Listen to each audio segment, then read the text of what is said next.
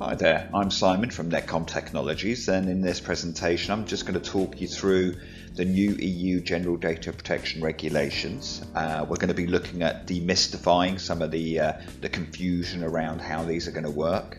Also looking to help you understand some of the things you need to be thinking of as a business to try and get ready for the regulations, and some of the detail around that as well. More than anything, what we want you to get out this presentation is just peace of mind, really. There's a lot of fear factor, scaremongering going on within the industry at the moment around how GDPR is going to affect us, what it's going to look like. Are people going to be banging on doors come May the 25th?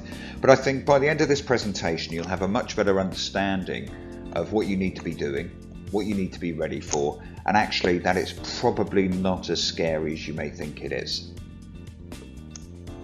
So what is this new GDPR? Well, firstly, it's part evolution of existing data laws and part revolution looking at what's needed in modern society to protect the rights of the individual.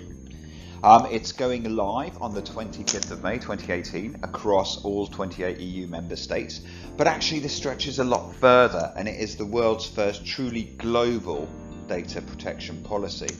And what that means is that actually there's lots of countries outside the EU that have signed up to enforce this regulation.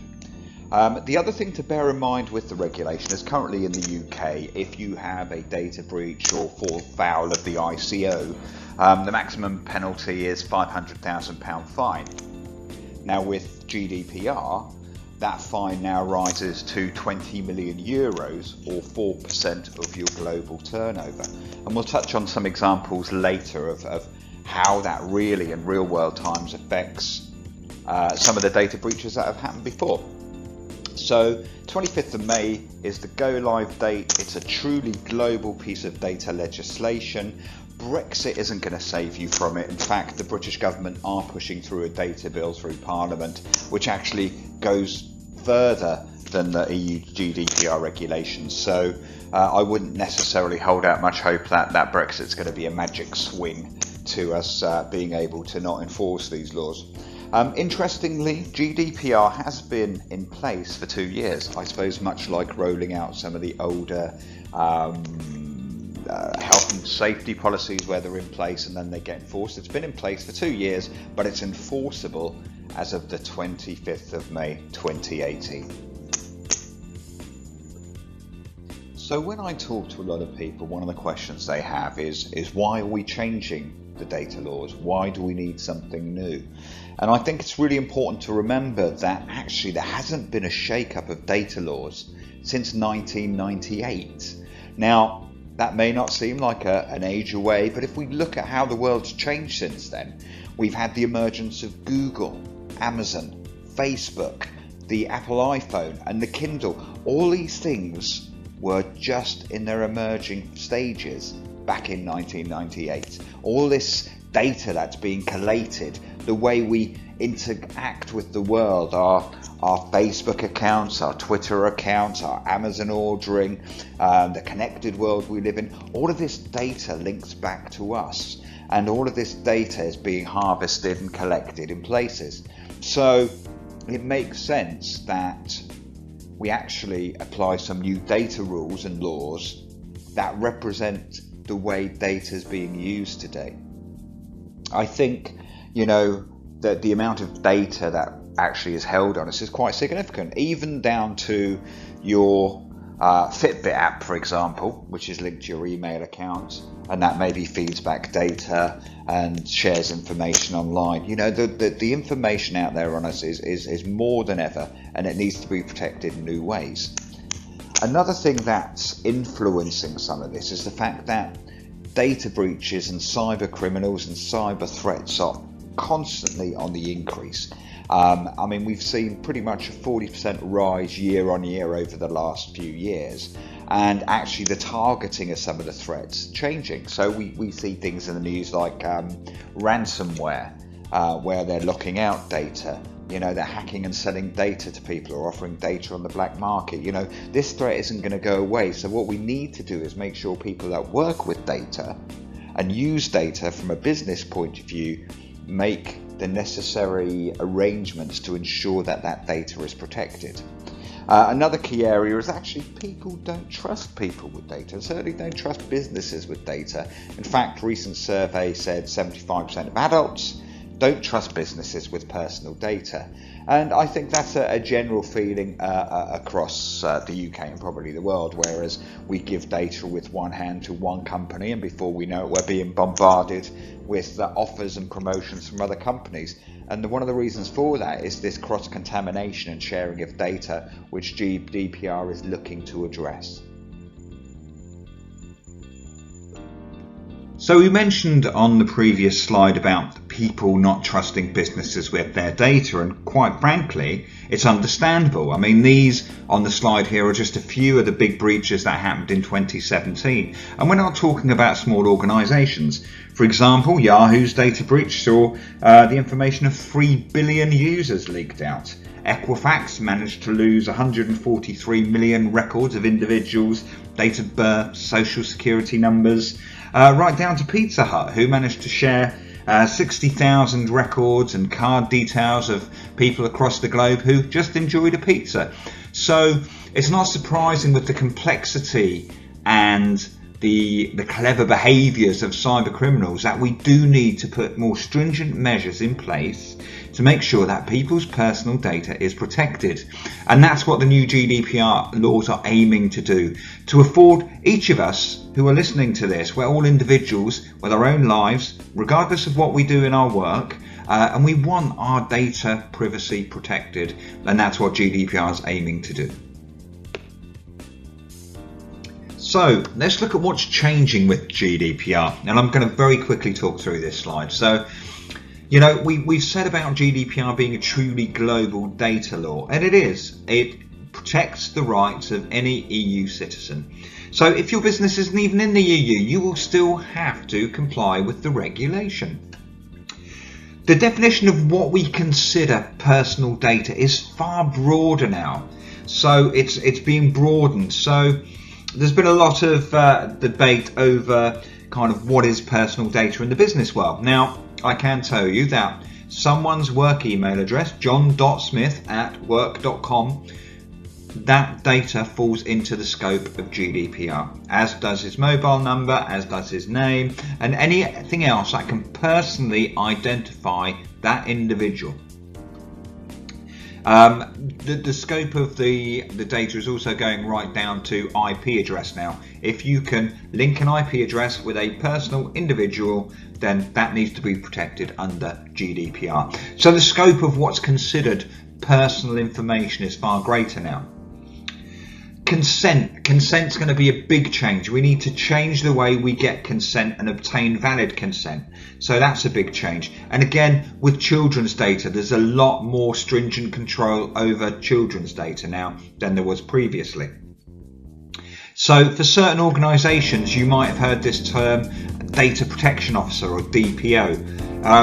If you're a company that does massive processing of people's records and personal data, so as an example off the top of my head, maybe you're a bank, so you're processing lots of personal information, you will need to appoint a data protection officer to make sure that the way you process and look after that data is in line with the ICO standards and GDPR rules.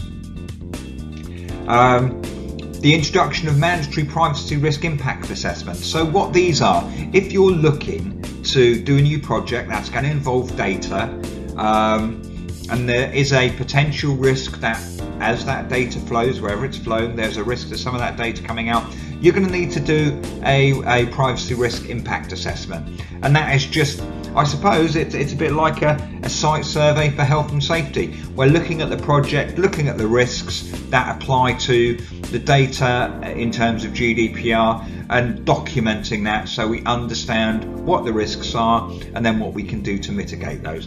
And they're kind of things that currently we don't think about when it comes to our current data policies. The other thing is new data breach notification requirements. You have 72 hours to tell the ICO that you've suffered a data breach or you've lost the memory stick with an Excel database on, it is now law. It's not, I might think about it in 6 months' time. You have 72 hours by law to tell them that you have lost data that could have an impact to or could share some personal information about an individual, and you have to tell the ICO and report that. And then at that point, it's then up to the ICO as to whether they want to investigate it, whether it's of sufficient risk or gravity to warrant any further investigation. But they're the fundamental things as to what's changing with GDPR. Now, I've met with many businesses who believed GDPR didn't apply to them as they were a business. In fact, I will tell you a very quick story now, which was when our business, Netcom, were going through the GDPR process. We had a number of suppliers that dealt with information that we supplied them on our customers, and we approached one of them and asked, so can I just confirm that you're taking GDPR seriously, and who is your data, who's in charge of looking after your data for your customers? And the reply we got back was, GDPR doesn't apply to us, we don't need to do anything about it. At which point we actually moved our customers and our business away from those and went to a company that actually took data seriously. Companies who believe it doesn't apply to them, well, I find that almost impossible, because every company has a customer whose information will be somewhere, and more often than not has employees, which means there is HR records somewhere, and whether they're paper format or whether they're in the cloud, they are still records of an individual that could identify an EU citizen and therefore fall under the scope of GDPR. Now, GDPR as one statement, and I'm not going to dwell on this slide too much because it's a bit of a clunky, wordy slide, but do you process, either as a controller or the processor, the personal data of any data subjects who are in the European Union, regardless of where that processing takes place? So that is GDPR in a nutshell. Does it apply to you? Well, do you have any data? Do you either push it to someone? Do you hold it? Is it considered personal data? And is it personal data of data subjects who could be in the European Union? And I don't care where you have it or what you do with it, where that takes place, just tell me, do you have that? And if you do have any data, then you need to apply the laws of GDPR to that. So I would suggest that many people listening to this do have staff, do have personnel records, they do have invoices, customer information, names, telephone numbers, email addresses. So that is all stuff that's going to be in scope of GDPR. As I mentioned on the previous slide, the scope of personal data now is far widened. I know we talk personal data, but the works email address for someone is considered personal information. Their name, their mobile number, personal information, right through to IP address that personally links to that person's device or phone or what have you. So that scope of what is personal data and needs protecting has increased. As I say, you as a business could do multiple things. You could control data and then move that to someone like, I don't know, a marketing agency or some cloud-based software to do something fancy with that, which means they would be the processor. So you're controlling processor, and you can be, as a company, and I don't want to dwell on this too much, a controller or a processor of data, depending on what you do with it. But the fact is, with GDPR, if you hand it over to a processor who does bad things with that data and things get leaked and it's not good, you as the controller of that data will be liable for fine as well as the processor. So there's no get out and just going, well, I handed it off to that company over there and I thought they were all right. You're going to have to show that you take due diligence in protecting that data and ensuring that's being looked after wherever that data travels to, as you control it and are seen as the owner. The other interesting thing is around sharing information. So business cards, as you can see at the bottom of the screen now, there's a business card. Now, if I was given a business card and I leave that on my desk for a week, I don't need to do anything with that business card because that hasn't been processed, that hasn't been controlled or gone through a process to be harvested or retained anywhere. So that is not on my desk in scope for GDPR. However, the minute I pick up that business card and I enter those details into an Excel spreadsheet, or I file that business card into a Rolodex with other business cards, I have committed some form of processing to that information, and that business card will now be under the scope of GDPR. Interesting, strange, but yeah, while it's on my desk, it's not under GDPR. The minute you process some information, file it, retain it, record it in some logical way, it becomes it falls under the scope of GDPR, and that data needs to be looked after and applied the due diligence that is recommended by the new regulations. So I think as a business sitting there now, what you need to be asking yourself is this: what are your data touch points? So you need to think about your business and think, where do you use and touch personal data in your day-to-day activities? Is it reporting? Is it sales processing? Is it in the CRM system? Do we share that data with anyone? If you begin to understand where you capture data and what that data looks like, you'll have a very good idea of what you have and what you need to protect. The other question is, how do you obtain your data? So for a lot of companies, it can be marketing in the sense of online forms, it could be orders coming in, it could be through the telephone, but you need to think about how you obtain that data and where that comes from. You need to think about what data you have across the company. So, all this data, if you understand the data touch points, it should help you understand where that data is going to reside within the company. But you have to take the time to understand what data you have across the company. Where is it all? That's the other question. For a lot of companies, they have maybe a memory stick over here that has some database on it. They have a mobile drive over there. They have a server there. They have a computer there. You need to understand where all of that data is, because you cannot control it or secure that data if you don't know where that data is being held. So you do need to take the time to understand what you capture, where you're keeping it, and the other thing is who has access to it. Because the challenge is we need to protect data. Now, let's take John over there who's in the post room, doesn't need access to the HR records, but in some companies the data is not segmented, so there'll be a central server, and if John in the mailroom, I think I called him John, wanted to access something, he could literally walk straight into the HR records and see people's names, date of births, sick records, etc. We need to understand who can access what data and make sure that actually they have a legitimate business reason to access any sensitive information. So you need to understand who has access and where is the data shared, where does it go? Does it get shared with a third party in the cloud? Does it get passed to another agent? Understand the journey of your data and where you can control it, because only by understanding what you capture, where it's held, who can access it and what it looks like and where it goes, can you truly start to think about putting the right measures in place to get ready for GDPR and protect yourself from cyber threats and other risks to the business around your data.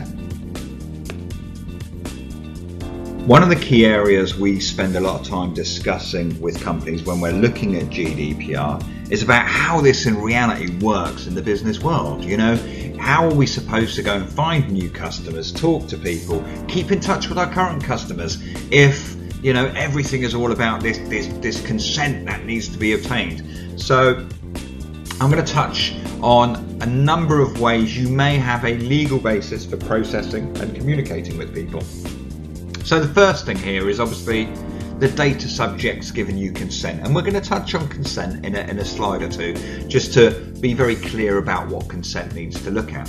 So that's a legal basis for being able to contact that person. Another reason is the processing is necessary for the performance of the contract. So that is where you have existing relationships with customers. So as a good example for this would be if you sold fence panels. Now those fence panels you sell to that customer come with a 10-year warranty. Okay, so Someone buys the fence panels. In 10 years' time, you send them an email saying, hey, you know, do you need any new fence panels? You know, your warranties come to an end. You would be quite within your rights, because, you know, it's reasonable and acceptable for you to contact that person after the warranty's expired, after 10 years, to see if they need any new ones. You know, we have to apply a degree of sanity to how this is going to work in the real world. Are the ICO going to be coming down on everyone? They don't have the manpower, but what they're looking to do is have companies work within a framework of best practice and not going out like many companies do at the moment and just bombarding the marketplace. So you've got a legal basis because the processing is necessary to run the contract. Can I speak to my customers and email John down the road in order to keep my contract I have with my client running? Yes, you can. The processing is necessary for compliance with legal obligations. So let's for a moment think about GDPR. Now, you need by law to keep accounting records, HR records and that kind of thing. So where you have a legal obligation to perform or keep data in certain ways or contact people around that data, that supersedes GDPR. So keeping your accounts for 7 years or what have you and those things, it supersedes the GDPR rules, okay? Processing is necessary to protect the vital interest of the data subject or another natural person. You know, that's kind of self-explanatory. If you need to do it to protect the interests of those, then you need to do it. Processing is necessary for the performance of a task carried out in the public interest. Well, that's your kind of MI5, your police, you know, it kind of, I suppose, in some way gives them free rein to keep all those phone records and bugs and all that kind of stuff. You know, and processing is necessary for the purpose and legitimate interest pursued by the controller or third party.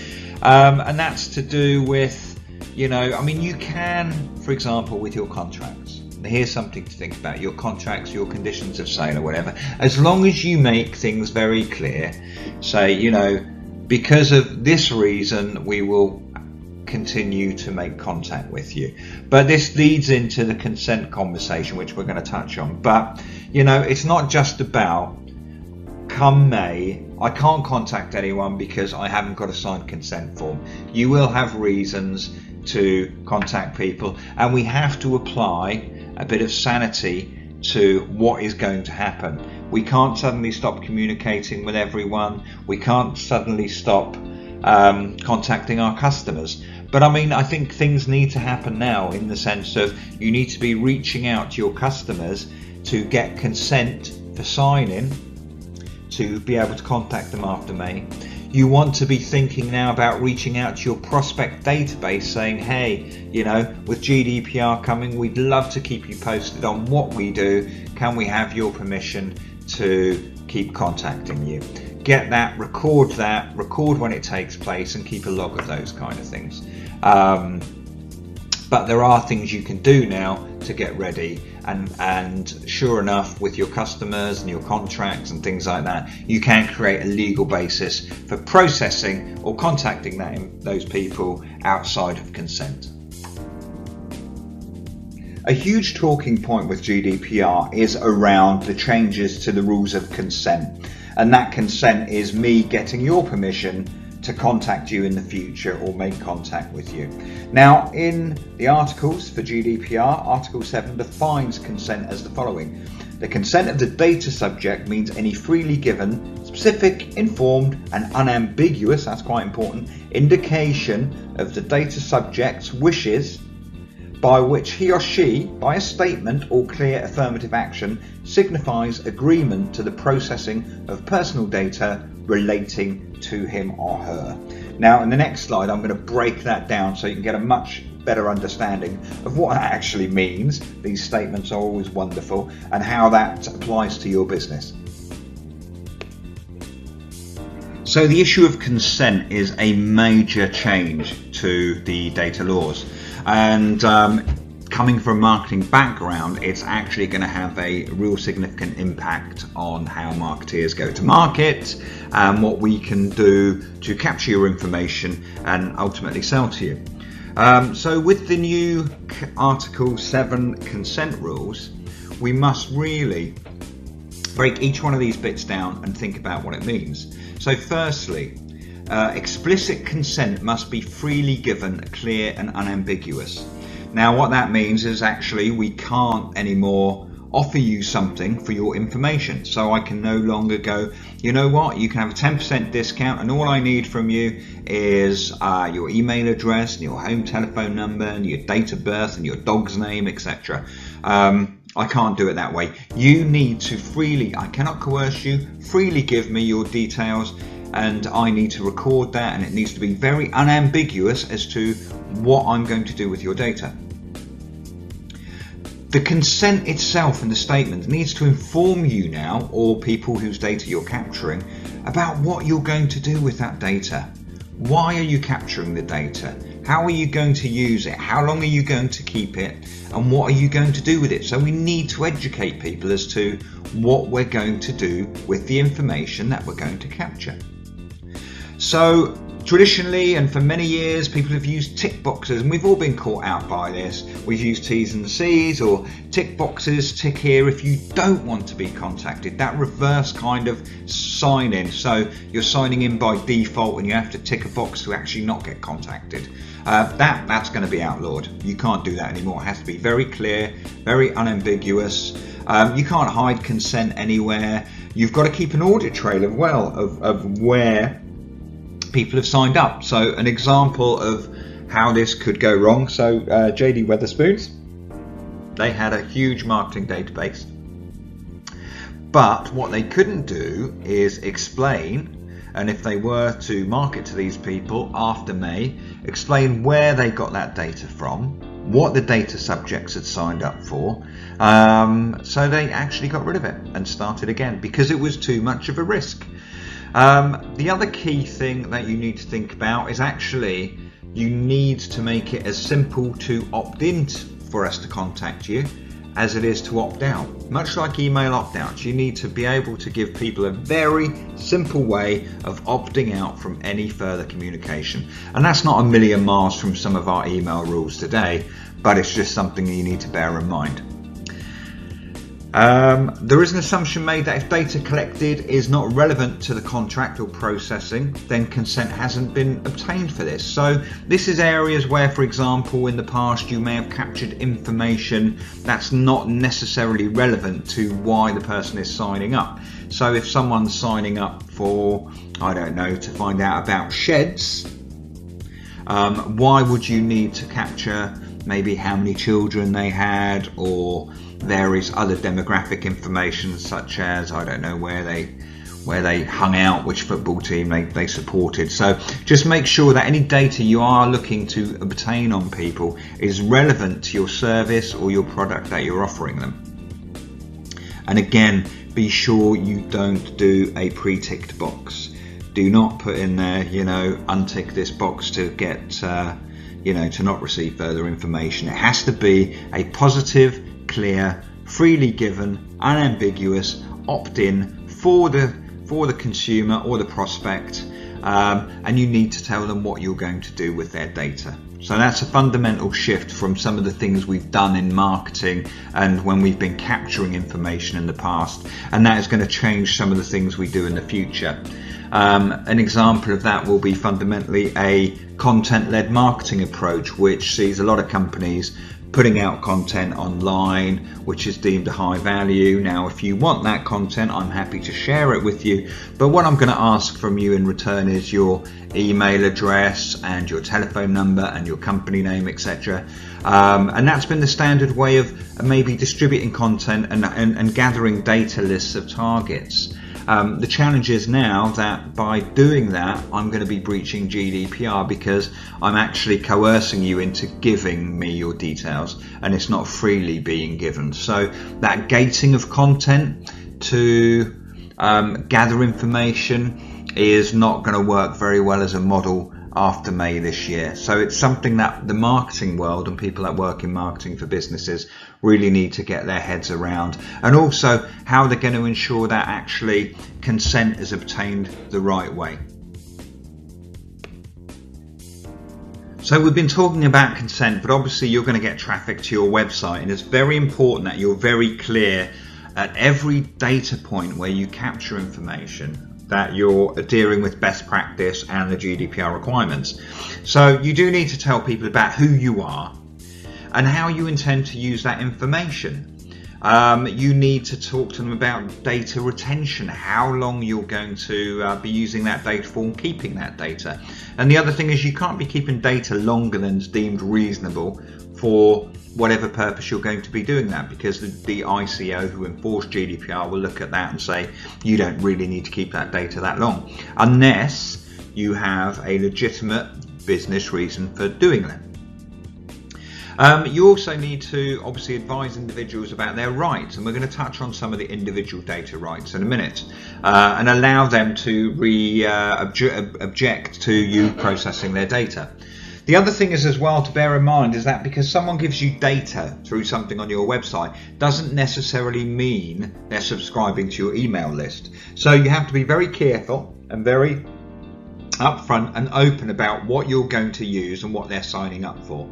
And the other thing is, if the data subject that you're marketing to says stop, do that straight away. You do not want to run the risk of continuing to market to that individual or contacting that individual. There are no exceptions. The ICO will come down on you if you continue to contact that individual after they've expressly said they want no further contact.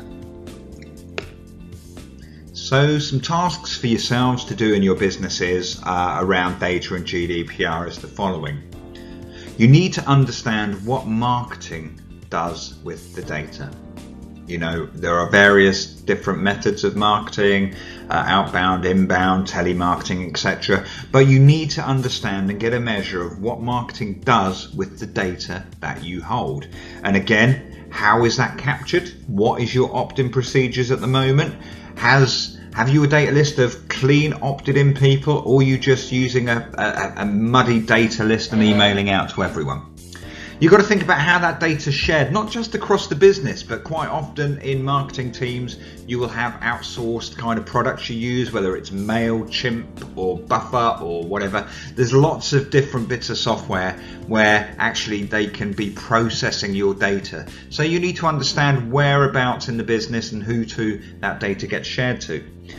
Then from a sales point of view, which is the next step on, what do sales do with the data? What data does marketing share with sales, and what does sales hold and record, and what does sales do with it? Who does it go out to? Is it on salesmen's mobile devices? What do they have access to? And again, it's just mapping this journey with your data and understanding where it lives. Does it live locally on someone's machine, or is all the data with someone in the cloud? The other thing to think about as well is your databases. Now, it's not uncommon. I've been into businesses and they go, we have 10,000 records in our database. Well, I know from experience that data licenses are about 12 months old unless they're enhanced. Chances are you've built up this huge volume of connections, which most of them will be out of date, they'll be wrong, they'll be moved on data. The minute you buy it starts to degenerate at some crazy pace with people changing roles. But the fact is that big 10,000 database is now a huge risk to you.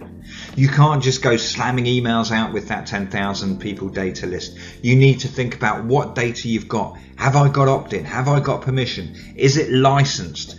And that's what you're going to need to think about moving forward. So forget the days of someone coming along with a memory stick offering you 10,000 people, or I'm a salesman, I've got 1,000 customers on here.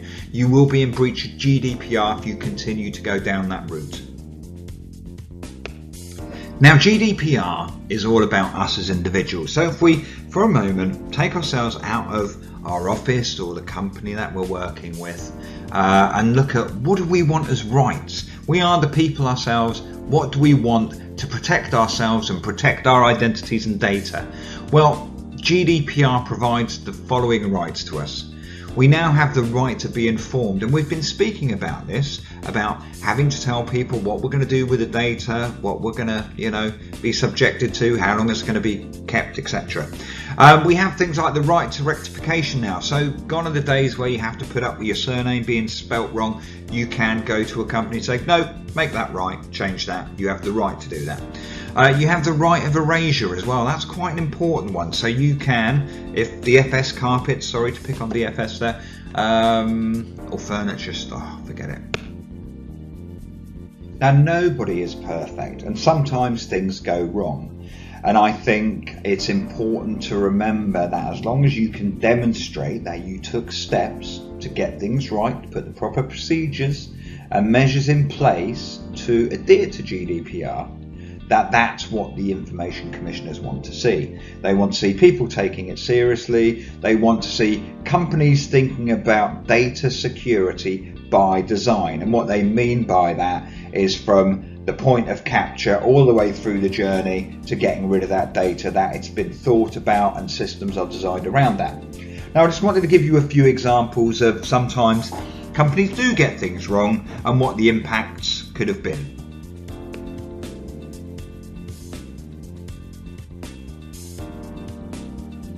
Now we're looking at some examples of recent companies getting it wrong, and I kind of feel sorry for Flybe on this one. So they actually went to do, in some ways, the right thing. They sent an email to 3.3 million contacts going, are your details correct? Seems fair enough. We just want to check we've got the right details for you, make sure our database has got the right information. The problem is they also included all the people that had previously opted out of receiving email communication from Flybe. The challenge is, once someone had that, a complaint was raised and Flybe got fined £70,000. Now under GDPR, that could be far greater.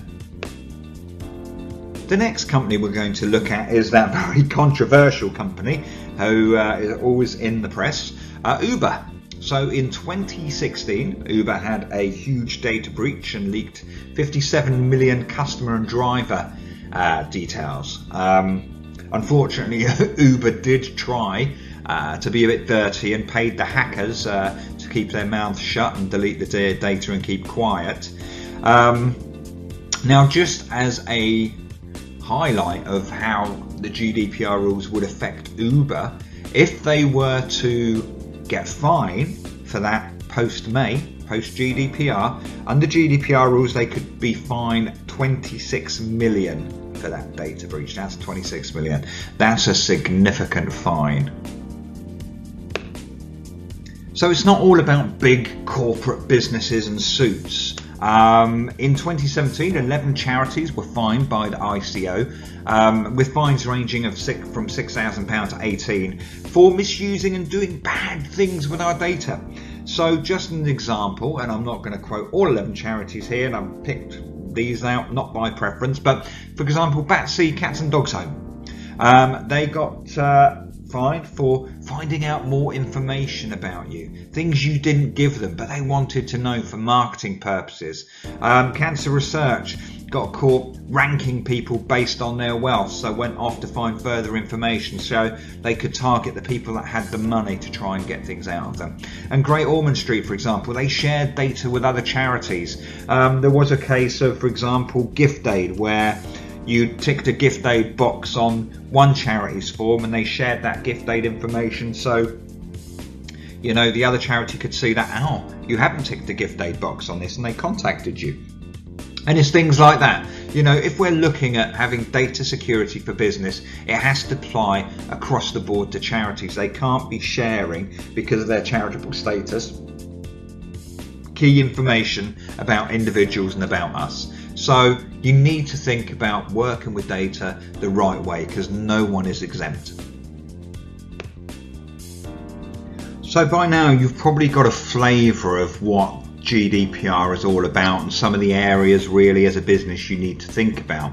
So what we're going to do over the next few slides is just talk about what you can do as a business to get yourself ready for GDPR.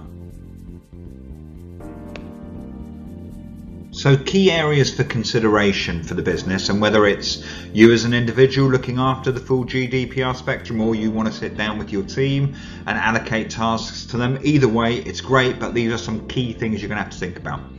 So shadow IT and its implications. Now, what shadow IT is, we live in an age where we call them phones, but we have mobile compute devices, and we have laptops and tablets and all these things that we work within the workplace. Now, it's very simple for individuals in your office to put a new application on their laptop or a new application on their phone, but these things, unless they're actually authorized by the IT team or checked out, they are a risk to your security. And this is what we mean by shadow IT. You need things that are sanctioned by the IT department that we know are safe, and other apps that maybe need authority from the IT department. Now, to give you an example of how this works in the real world, I recently needed to install Adobe Creative Cloud on the desktop in the office. I went to install Adobe Creative Cloud and was told, nope, I would need authority. So what I have to do is get a form and actually put a request in to the IT administrator saying, I need Adobe Cloud, this is why I need to use it, and that gets processed, and they look at that and go, is that a safe application? Yes, it is. So I get authorization and I can load that in. You know, with the number of apps and downloads on phones, they can all be backdoors in to your network, to your system, to your data. So you need to understand what's on your devices and how you're going to control what things are allowed to be used and access your network in the future. Data. So we discussed data earlier on, but you do need to sit down and think about, where did your data come from? How old is it? And is it in license? Am I legally entitled to use this data? The consent side of things, you know, could you demonstrate at the moment where you get consent to contact individuals from? You know, you need to think about what you're going to do with consent, how you're going to get that consent, and how you're going to be able to document that in case you ever need to demonstrate that to the ICO. So cloud sharing, again, understand, map your data journey, understand where your data resides in the cloud with what partners. Mobile devices and data syncing. Let's not forget about phones here, because they can access your company records. They have personal information about contacts and individuals on them that are your customers. You need to think about what you're doing around mobile security. Cyber Essentials, for example, which is the government standard that we work through with a lot of businesses, says phones need to be encrypted, password protected, and capable of being wiped, etc. So you do need to think about what data is accessible through mobile devices. Data destruction. How do you delete your data? How do you get rid of it? How do you make sure it's gone? Where do you need to delete it from? So think about how you're going to get rid of data in the future as well, because you know, as we've said, you can't keep data forever, and at some point in time it's going to have to be erased. Your policies and procedures.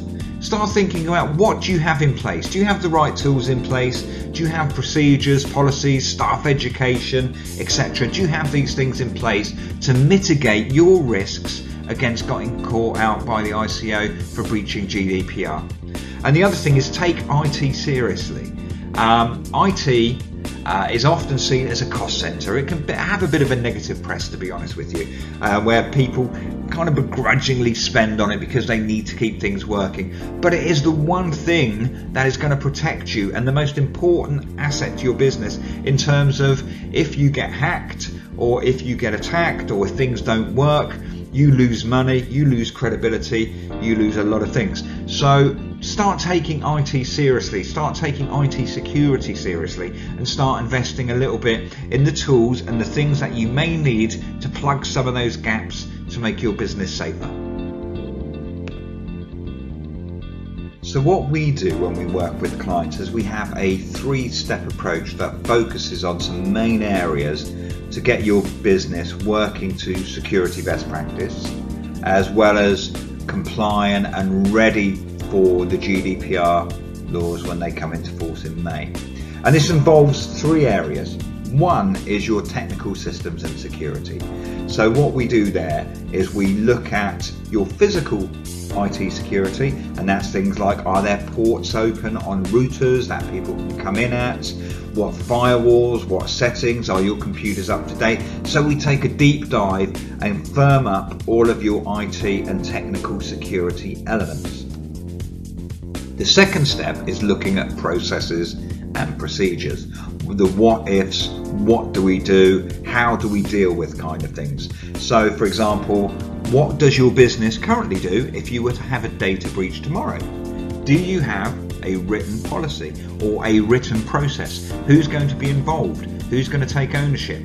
Do you know what you need to do, who you need to advise that it's happened, etc. So what the processes and procedures element does, it builds on the fact we firmed up the technical security. We're now putting the procedures and the processes in to make sure we're secure and we know how to react. And then the third step is around policy and education, which is very important. How do we ensure that we protect ourselves both externally through policies and internet policies and privacy policies, as well as educate not just the people whose data we're going to gather, but also internally.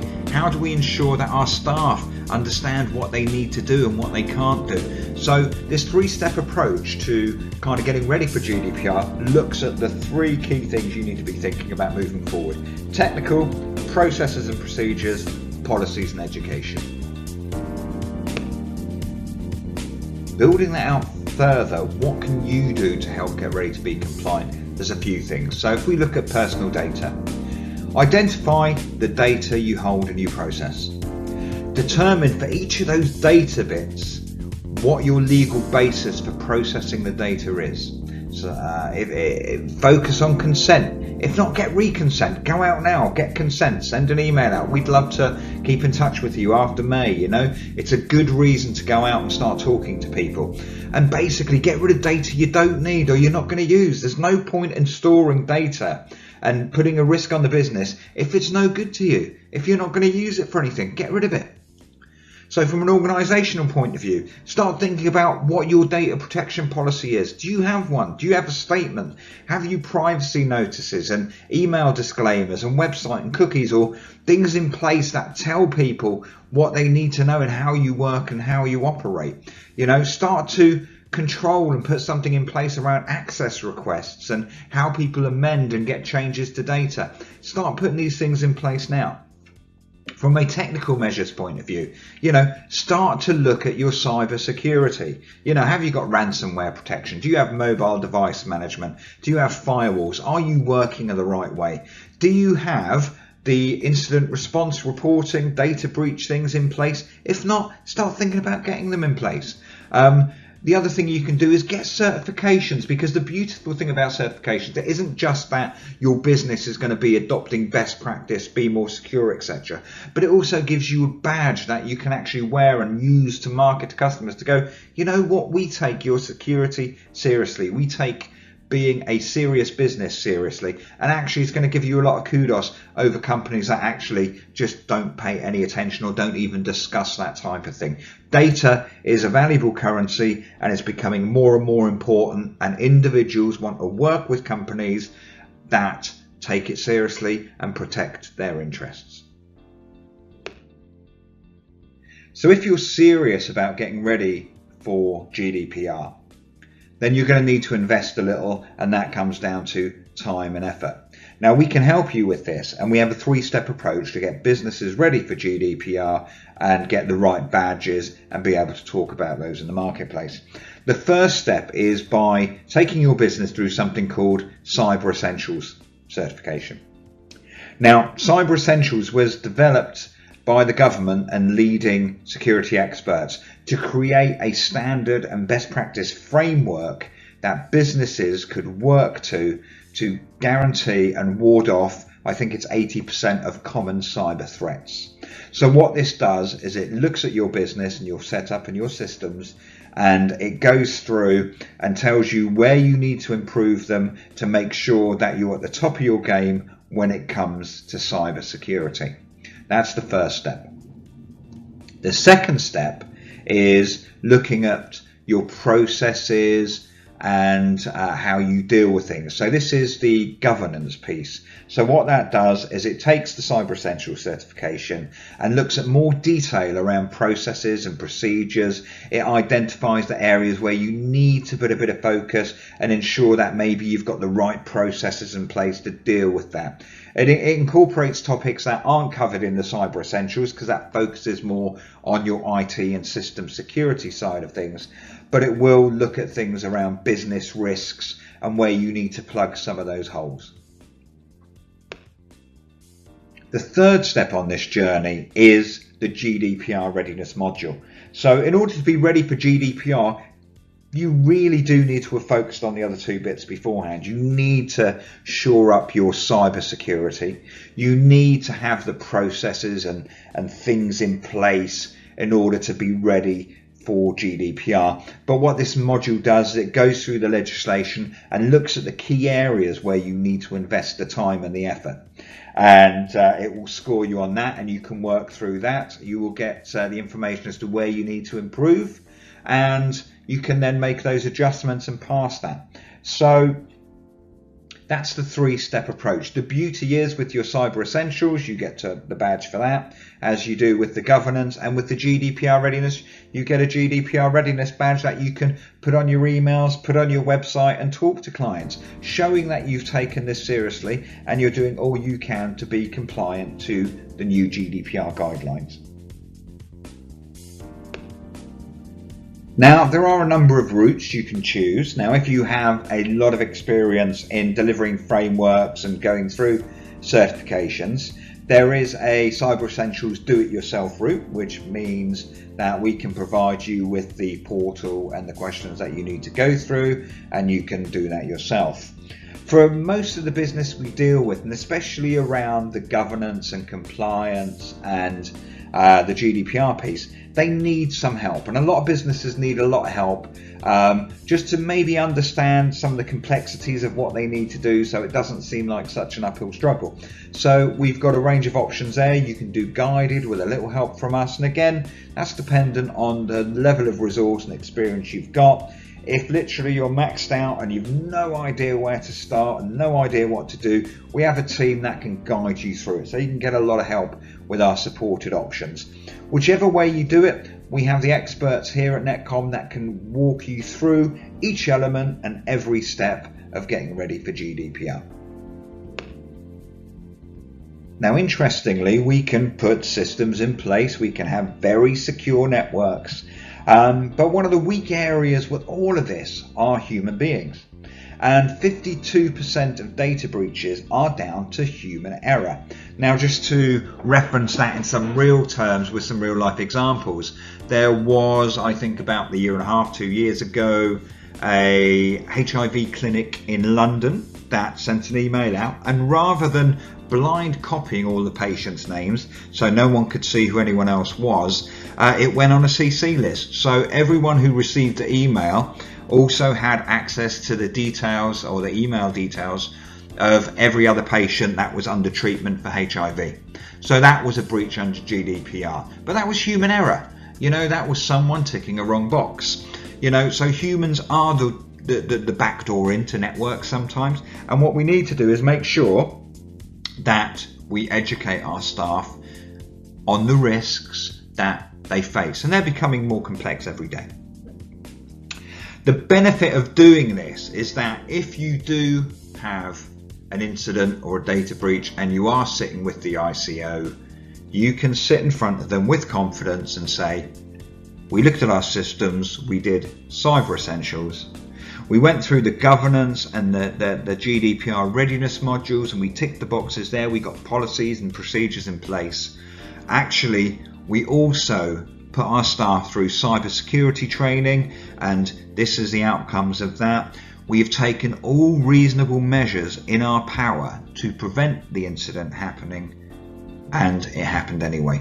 And the beauty of that is you've done everything you possibly can, so you're not likely, now I can give no guarantees admittedly, not likely to get fined on that, or a very low fine, as opposed to someone who sat there and said, well, I didn't really do anything, haven't spoke to the staff about it, we didn't really invest any time in understanding what it was. Those companies that can't demonstrate applying data security by design will receive the maximum fine. So this is just, again, some additional elements we can help you with. We've got a GDPR documentation pack that we're just about to launch, so that gives you templates and things you can use. You've got the staff awareness training, and obviously the 3-step approach to taking your business from cold to being ready for GDPR. So for me, this is one of the important slides, because with the new changes to data laws, your inbox has been filling up with messages about GDPR. There are businesses springing up, practitioners jumping out the woodwork. But the one thing I would urge you on is anyone who comes to you and says, I can make you GDPR compliant. Because you're always compliant until you get caught breaching it. You know, no one can make you GDPR compliant. They can get you ready for GDPR, and you can do that and have recognised certification, but you are always compliant until you stop being compliant. Much the same way is that you can not break the speed limit until you do. You know, it's one of those things. So be wary of anyone who says, I will make you compliant. They can get you ready, they can't make you compliant. What we will do is we'll help you achieve a government and ICO recognised certification around your data security. We will help you mitigate the risks of data breaches and educate your staff and help you get the policies and procedures in place and help you to understand and be able to demonstrate to customers and to the ICO that you've taken all reasonable steps to get your business ready for GDPR. So thanks for listening. I hope it's been interesting. I know there's a lot of stuff out there on GDPR, and I've tried to come at this to give you some practical, real life examples of where and how you could apply this information and get ready in your business. If you do have any questions, you can reach out and contact me. If you email security@netcomtech.co.uk, that's security@netcomtech.co.uk. We can pick up your emails there and answer any questions you have. You can also contact us by phone on 0114 361 0062. That's 0114 361 0062. So please, if you do have any questions or any queries around GDPR and how that can work for you, or you feel we can help you with any aspect of your cybersecurity, please get in touch and we'll be happy to help. So thank you for listening. I know it was about 49 minutes long, so thank you for bearing with us and really hope you found it useful. Take care and good luck.